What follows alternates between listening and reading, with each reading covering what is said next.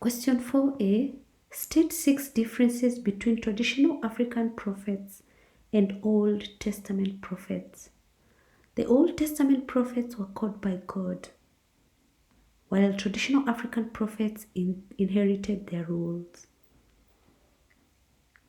Old Testament prophets delivered message to their own people and those outside their locality, while traditional Africans were concerned with their own communities. Old Testament prophets promoted monotheism, while traditional African prophets promoted polytheism. Old Testament prophets were rejected in their communities, while traditional African prophets were liked.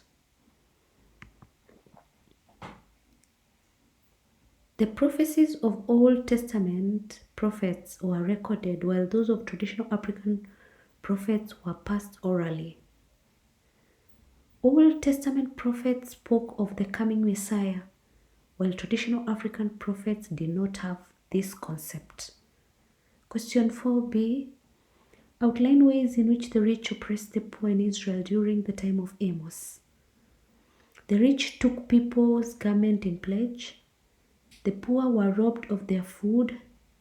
Merchants overcharged the poor when selling them anything. The goods sold to the poor were unfit for human consumption. The poor were denied justice in the law court because they could not bribe the judge. The poor were cheated in business deal as the rich used faulty scales. The poor were sold into slavery when they were unable to pay debt to the rich. The poor were sold for a piece of silver. Question 4c. Give 7 reasons why it is difficult to wipe out forms of social injustice in the society today. Due to poverty, which is prevalent, leading to theft. Or rather, you can just say frustrations leading to vices like theft. There's also religious discrimination, wide gap between the rich and the poor, organized crime gangs, lack of role models since leaders are involved, breakdown of traditional norms, bribery in law courts and among law enforcement agencies, existence and smuggling of illegal firearms. Question 5a.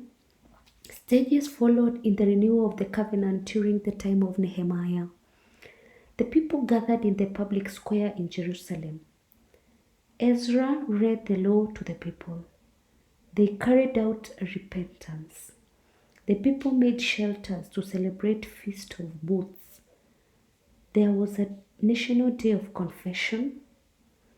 Ezra led the people in prayer of confession, the renewal of the covenant by signing an agreement under leadership of Nehemiah and priests.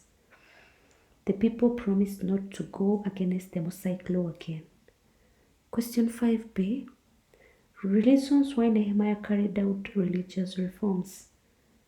To preserve the identity of the people of God, to separate the Jews from foreign influence, to purify the temple which had. Question 5b. Reasons why Nehemiah carried out religious reforms. To preserve the identity of the people of God, to separate the Jews from foreign influence, to purify the temple which had been defiled by foreigners. 4. To reinstate the services of the Levites as priests of the temple, to restore the tithing system. 6. To ensure that the Sabbath day was free from business activities. 7. To cleanse the Jews who had intermarried with foreigners. Question 5c. Lessons Christians learn from the renewal of the covenant by Nehemiah. Christians should ask for forgiveness, should lead righteous lives. Christians should always pray to God, should avoid groups that negatively influence their faith in God. Christians should teach others the Word of God. Christians should set aside a day of worship. Christians should respect the church as a place of prayer. And Christians should demonstrate humility. Question 6a. The causes of death in traditional African communities: curses, witchcraft, breaking of taboos, failure to perform certain rituals, breaking an oath, offending the ancestors, wars and raids, natural calamities, disobedience, not honoring the wish of the dead. Question 6b. How an old man prepared himself for impending death in the society: inviting the family members to share a common meal, identifying the leader of the family, disclosing to members the property owned,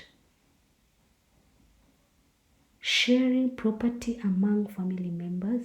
5. Giving advice to family members, identifying debtors, identifying the burial sites and giving instructions regarding the funeral, reconciling family members. That is by the old man resolving conflicts. Question 6c. Moral values promoted during funeral ceremonies in traditional African communities: cooperation, responsibility, respect, obedience, loyalty, honesty. 8. Love, hope. 10. Generosity, thankfulness, courage. 13. Faith. And 14. Self-control. Did you understand? Kindly let me know in the comment section below. Also, let me know what video you can look at tomorrow.